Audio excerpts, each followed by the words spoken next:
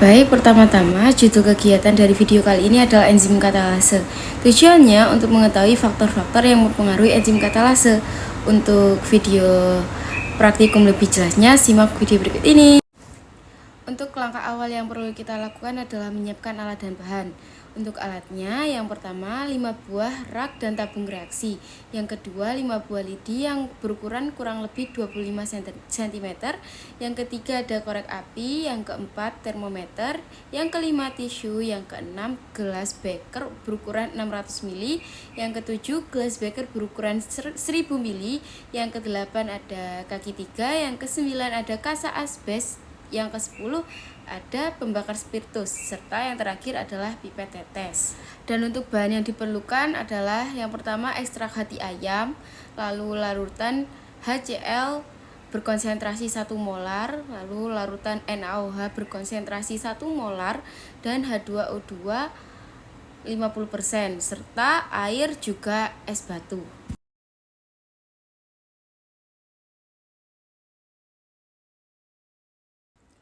Untuk langkah berikutnya adalah menambahkan ekstrak hati ayam ke 5 tabung reaksi. 5 tabung reaksi ini yakni tabung A, B, C, D, dan E. Masing-masing berukuran 0,5 cm. Untuk langkah yang ketiga adalah menambahkan larutan HCl berkonsentrasi 1 molar pada tabung reaksi B sebanyak 10 tetes. Lalu melakukan hal yang sama penambahkan larutan NaOH berkonsentrasi 1 molar pada tabung reaksi C sebanyak 10 tetes. Kemudian langkah keempat adalah mengukur pH pada tabung reaksi B dan C. Pada tabung reaksi B, pH yang dihasilkan adalah 4 sehingga dapat dibuktikan pada tabung B yang ditambah larutan HCl bersifat asam. Sedangkan pada tabung C, pH yang dihasilkan adalah 8. Dapat membuktikan bahwa tabung C yang ditambah larutan NaOH bersifat basa. Langkah kelima adalah memasukkan tabung reaksi D ke dalam air panas yang sudah dipanaskan oleh pembakar spiritus. Lalu ukur suhunya. Lalu langkah keenam adalah memasukkan tabung reaksi E ke dalam es batu. Lalu ukur suhunya. Langkah ketujuh adalah menambahkan 10 tetes larutan H2O2 50% pada kelima tabung tersebut, yakni tabung A yang bersifat netral, tabung B bersifat asam, tabung C bersifat basa, tabung D suhu tinggi, dan tabung E suhu rendah. Lalu aduk hingga rata. Langkah ke-8 adalah melakukan uji coba reaksi pada tabung A. Kita bakar terlebih dahulu lidi menggunakan korek, lalu memasukkannya ke dalam tabung reaksi A. Setelah itu kita lihat gelembung dan bara api. Lalu langkah ke-9 adalah melakukan uji coba reaksi pada tabung reaksi B. Kemudian langkah yang ke-10 kita melakukan uji coba reaksi pada tabung C yang bersifat basa. Langkah ke-11 kita melakukan uji coba reaksi pada tabung yang bersuhu panas.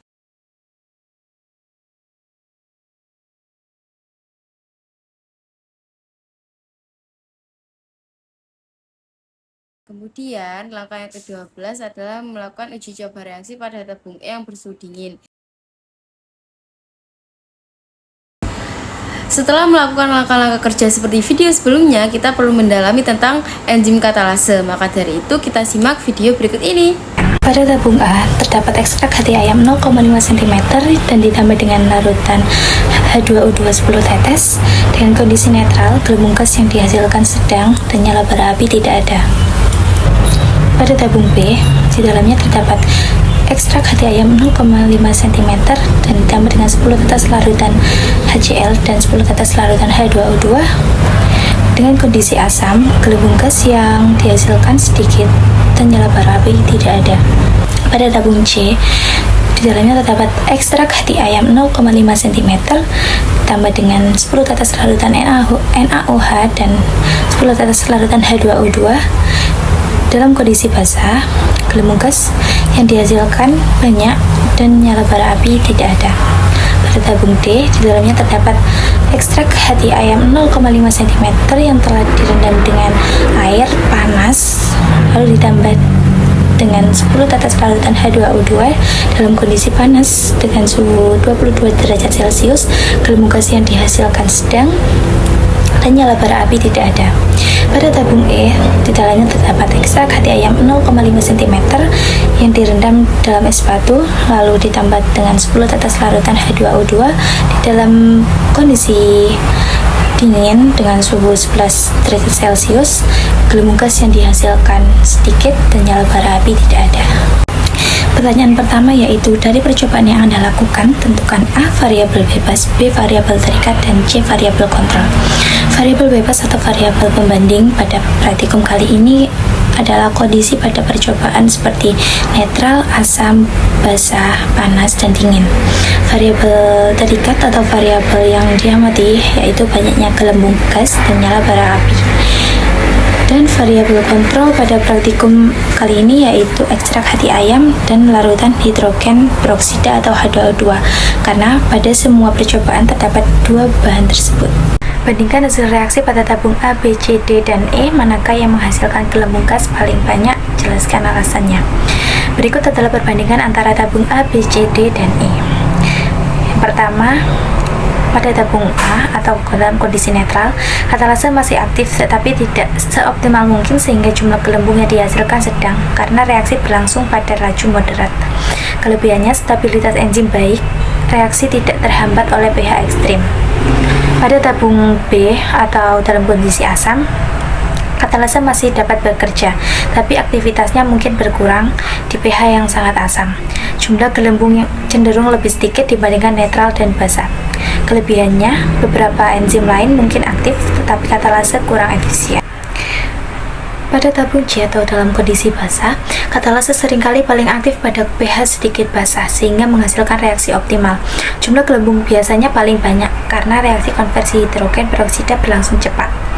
Kelebihannya, efisiensi maksimum dalam menghasilkan oksigen. Pada tabung D atau pada suhu panas, enzim katalase lebih aktif sehingga menghasilkan lebih banyak gelembung oksigen dari hidrogen peroksida, namun lebih banyak dalam keadaan basah. Pada tabung E atau pada suhu dingin, aktivitas enzim menurun karena gerakan molekul melambat, sehingga laju reaksi berkurang dan menghasilkan lebih sedikit gelembung.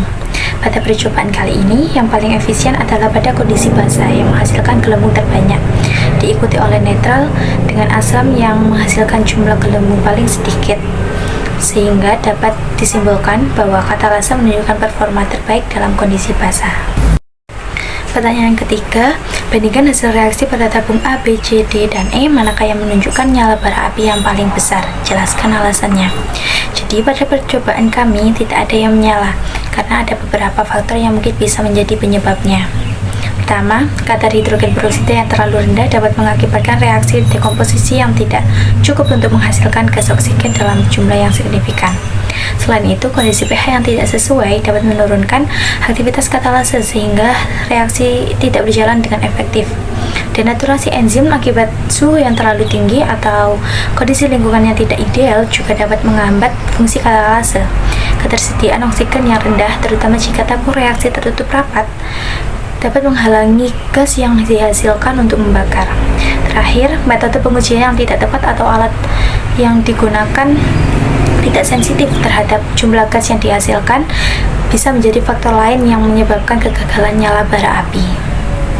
Soal nomor 4 yaitu gas apakah yang dihasilkan dari reaksi tersebut.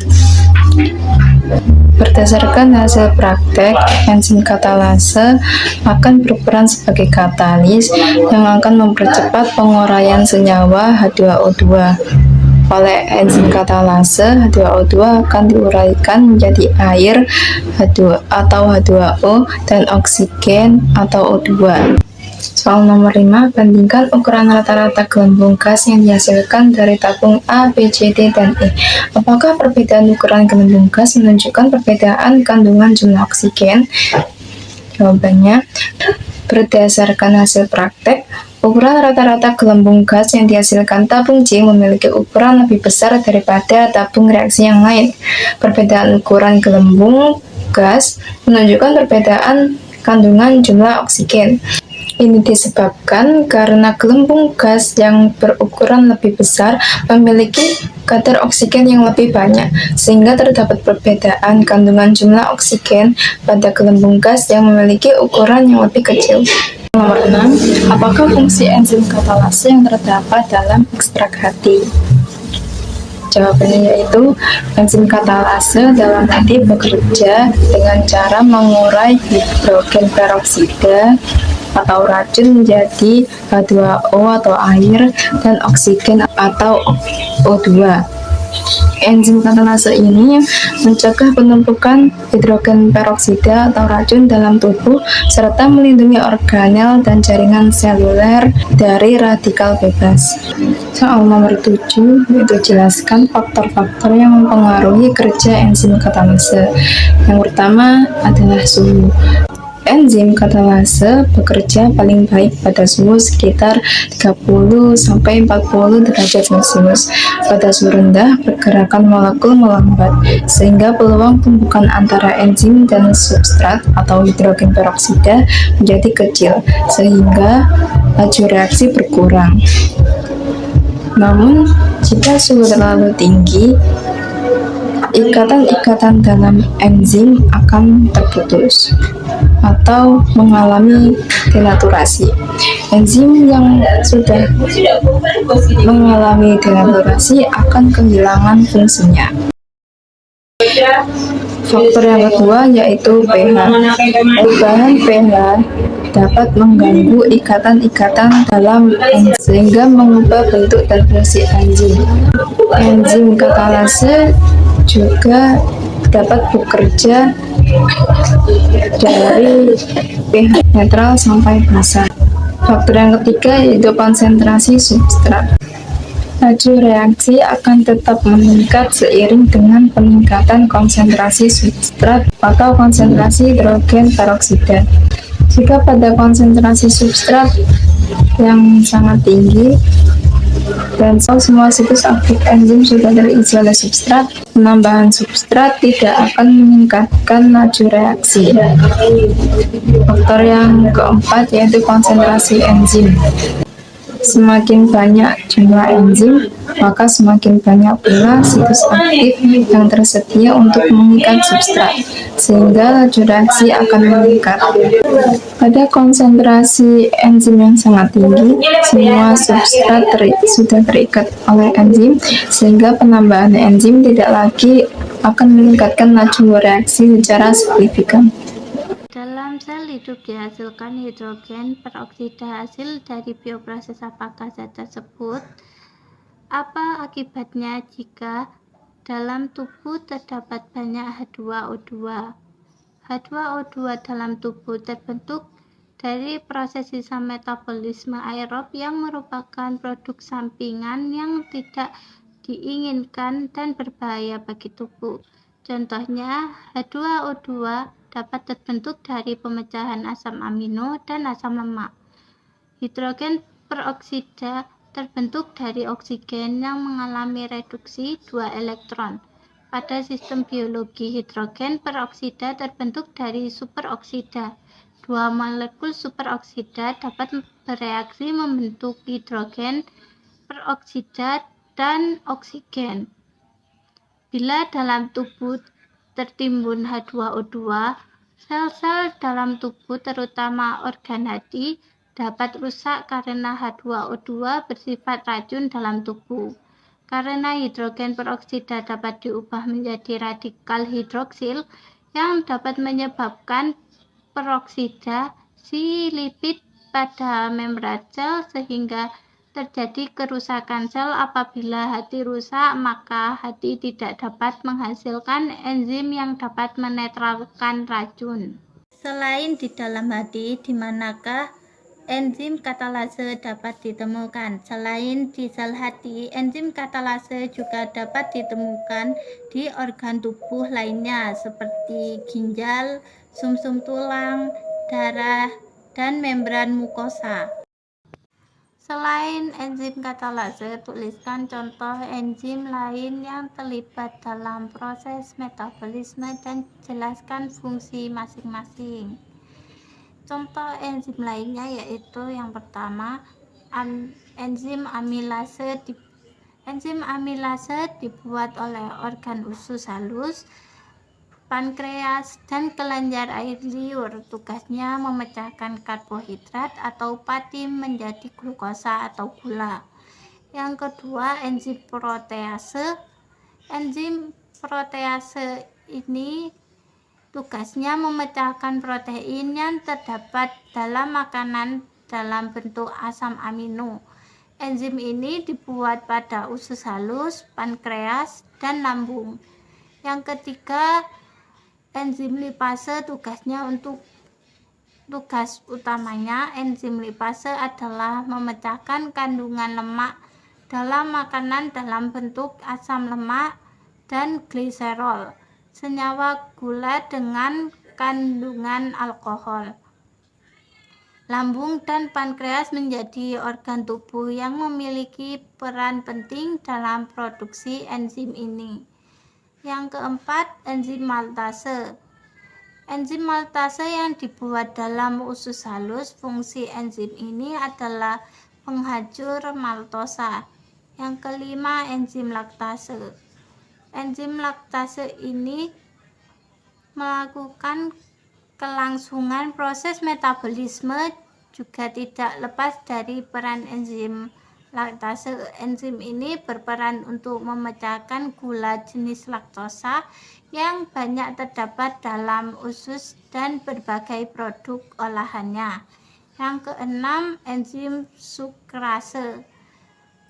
Enzim sukrase yang dibuat oleh organ usus halus. Enzim ini berperan untuk memecahkan sukrosa dalam bentuk gula yang lebih sederhana seperti glukosa dan fruktosa.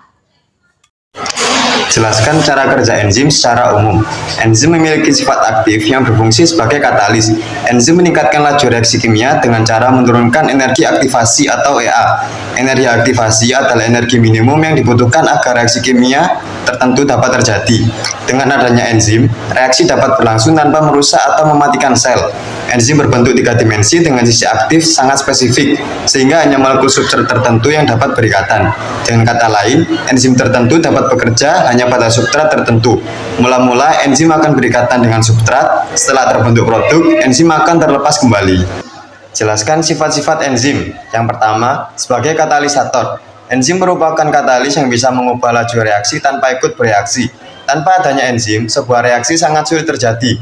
Sedangkan dengan adanya enzim, kecepatan reaksinya bisa meningkat sampai 107 hingga 113 kali. Yang kedua, enzim bekerja secara selektif dan spesifik. Artinya enzim tertentu hanya bisa mengadakan perubahan pada zat tertentu juga. Dengan kata lain, enzim hanya bisa mempengaruhi satu reaksi dan tidak bisa mempengaruhi reaksi lainnya yang bukan bidangnya. 3. Enzim memiliki sifat bolak-balik. Sifat enzim berikutnya yaitu dapat bekerja bolak-balik karena bisa ikut bereaksi tanpa mempengaruhi hasil akhir dan akan terbentuk lagi di hasil reaksi sebagai enzim. Yang keempat, seperti protein. Enzim mempunyai sebagian besar sifat protein yang dipengaruhi oleh suhu dan pH. Pada suhu rendah, protein enzim akan mengalami koagulasi dan pada suhu tinggi akan mengalami denaturasi. Yang kelima, enzim bersifat termolabil. Apabila suhu rendah, maka kerja enzim akan melambat. Semakin tinggi suhu reaksi kimia yang dipengaruhi oleh enzim, maka akan semakin cepat. Namun apabila suhu terlalu tinggi, maka enzim tersebut akan mengalami denaturasi. Yang keenam, hanya dibutuhkan dalam jumlah yang sedikit. Karena enzim berperan sebagai katalisator, namun tidak ikut bereaksi, maka jumlah yang digunakan sebagai katalis tidak perlu banyak-banyak. Satu molekul enzim bisa bekerja berulang kali selama molekul tersebut tidak rusak.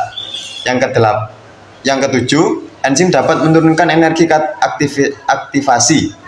Sebuah enzim kimia bisa terjadi apabila molekul yang terlibat mempunyai cukup energi internal untuk membawanya ke puncak bukit energi menuju ke bentuk reaktif yang disebut dengan tahap transisi. Energi aktivasi sebuah reaksi yaitu jumlah energi dalam kalori yang dibutuhkan untuk membawa semua molekul pada 1 mol senyawa pada suhu tertentu menuju tingkat transisi di puncak batas energi. Jika suatu reaksi kimia ditambahkan dengan katalis berupa enzim, maka energi aktivasi bisa diturunkan dan reaksi akan berjalan dengan lebih cepat. Yang kesembilan, tidak menentukan arah reaksi. Enzim tidak berperan untuk menentukan mau kemana arah reaksi tersebut berjalan. Senyawa yang telah diperlukan adalah poin dari arah sebuah reaksi kimia. 13. Jelaskan komponen penyusun enzim. Enzim dapat dibedakan dalam dua golongan, yaitu enzim sederhana dan enzim lengkap. Enzim sederhana hanya tersusun oleh protein, contohnya pepsin dan tripsin, sedangkan enzim lengkap tersusun atas apoenzim dan kofaktor. Apoenzim merupakan protein yang bersifat tidak stabil dan dipengaruhi oleh suhu dan pH. Kofaktor meliputi gugus prostetik dan koenzim. Gugus prostetik berupa ion organik, sedangkan koenzim berupa senyawa organik.